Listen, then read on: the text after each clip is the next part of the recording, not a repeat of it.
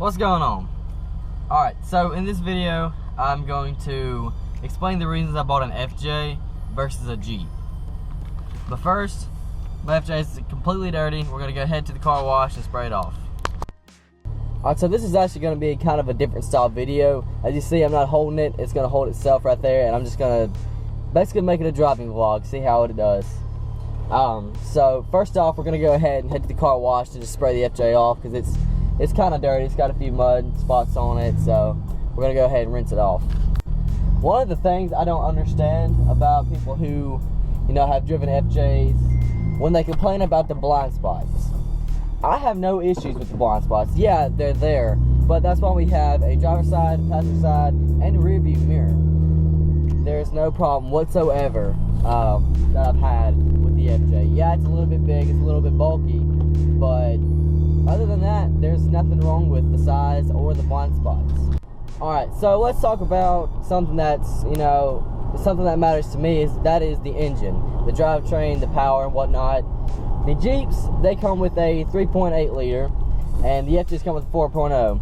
You might not think that's too big of a difference, but the Jeeps come with, I think it's low 200s with power. And FJs, they come with 265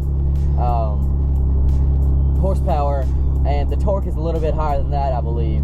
So the FJ's definitely got the Jeep beat with power wise. Alright, so another thing that kind of mattered but didn't really matter to me was the off-road capability. I've watched videos on FJs, I've watched videos on Jeeps, and they perform honestly about the same. I'm not gonna say one's better than each other or worse. I think they're pretty even matched, so that really didn't matter to me.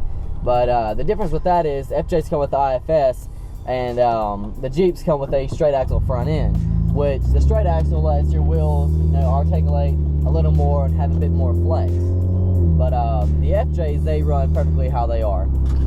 Now let's talk about room and space in the FJ or the Jeep. The Jeep, I loved its interior, and it felt rugged, it felt awesome, kind of Euro styled. And they were 4-door, the ones I was looking at, the JKU, and their interior was just kind of honestly plain to me. And the seats were leather, and they were a little bit harder. That all comes into play of being easy to clean. So they definitely had honestly about the same amount of space, but in the FJ the seats were a pretty good bit more comfortable, and this interior is actually able to be sprayed out just like a Jeep is. Now, as of the dash and everything goes, I do like the Jeeps a little bit more because you can take the doors off easy and still have your windows and everything, or not your windows of course, but have everything here in your center console, and your speakers and everything aren't hooked up to the door, and it's a lot easier to take off.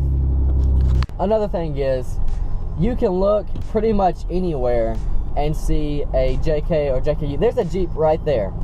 That's how easy and common they are to spot and find and whatnot. And with the FJs, they're kind of more rare, and that's what made me buy my FJ. It's because it stands out, it's different, and it performs just as well, and that's one of the coolest things I find about the FJ. Now I'm gonna spray off my truck real quick, and then I'll be back in here with you guys. All right. So the FJ is rinsed off. The interior is still filthy. I don't know if you can see all this. There's a bunch of mud. I went down in a little field to try to help somebody start their car, and it got really muddy really fast. So you got a little bit of mud in the interior and on the outside. Now another thing with the motor, not all Jeeps come with a 3.8, but the one I was looking at specifically did. Alright, and one of the things that the Jeep actually won with my, deciding which one I want to buy, there's a higher market for aftermarket parts for the Jeeps, and there's an endless amount of stuff you can buy for them. And with the FJ, there's a bunch of cool stuff and a pretty good bit of stuff, but it's so expensive. And Jeeps, you can build one, probably with all aftermarket parts, probably 15 grand. With an FJ, you're paying for the bumper I want, it's $1,300, and that's just a bumper. That's just the front bumper. The rear bumper I want is $3 grand. So Jeeps aren't as more expensive to build as FJs are. So another thing I was worried about is I've been around Toyotas and I have been around Jeeps, and more Jeeps have broke down than the Toyotas I've been around. So reliability really comes into the factor there, because I know Toyota's reliable, and I've seen a lot of things recently with Jeeps, not recently, but whenever I was looking about Jeeps catching on fire and having issues and death wobble and everything. So I just kind of like want to stray away from that and just go ahead and go with an FJ on the reliability part.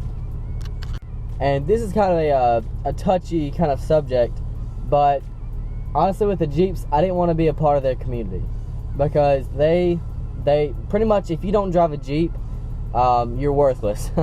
They'll hate on you and everything. It's just, I didn't want to be a part of that. And with the FJ community, it's, you know, they don't care who, you know, is going off-road with them as long as they have fun. And they're nice. They want to look at each other, look after one another. So do Jeeps, but it's just, Jeeps are kind of like, if you don't drive a Jeep, you know, we don't care. And I didn't like that. And I don't like how Jeep owners hate on FJs. And there's a select few of FJ owners that do hate on Jeeps, but it's just, I don't really want to be a part of that community. And seeing about some of the way Jeep owners act, it's terrible, honestly. If you post one picture on Facebook or Instagram, you'll get 3 or 4 Jeep owners, you know, like, oh, should have bought a Jeep, fake Jeep, all this and all that. And I'm not going to be a part of tearing somebody down, because whenever a Jeep owner does that, you know, it kind of ruins the whole patch of Jeep owners. Now, another thing is probably looks. The FJs, they throw back to the older, you know, the FJ40s and whatnot with the grill and the white roof, but also the Jeeps. The Jeeps, they look very similar to the older Jeeps, and that's because nothing really changed. Every year they're like, oh, 17 JKU, Wrangler JL, WJYJ, whatever. It looks the same every year, which I get it, you know, they're trying to keep it original. But it's just the same thing every year. And when Jeeps are lifted, they look fantastic. But then, you know, they're too common. With an FJ, like, you see a lot of stock ones, but when you see a lifted one, you're just like, holy crap. No, that's nice. And that's what people say when they look at mine, which mine's not anything special. It's just level with 33s, and you know, I've done a lot to the suspension and whatnot. But they're just like, dang, that's a hell of an FJ. Now, this is something more of, you know, my preference. I like the way FJs sound better than Jeeps. Jeeps have a smaller motor, so they sound like a car. You know, they sound like a 350Z or a Genesis or a G35. It's just due to the engine size. Now, the FJ, they come with a 4.0, and their exhaust note is so much deeper, and they sound wonderful. And it's just, I'm in love with the way they sound when they're modified. Alright, so those were the reasons that I bought my FJ over a Jeep. I hope you enjoyed the video. If you want to see more like it, like and subscribe for me, and there'll be more content uploaded. Y'all take care and have a nice day.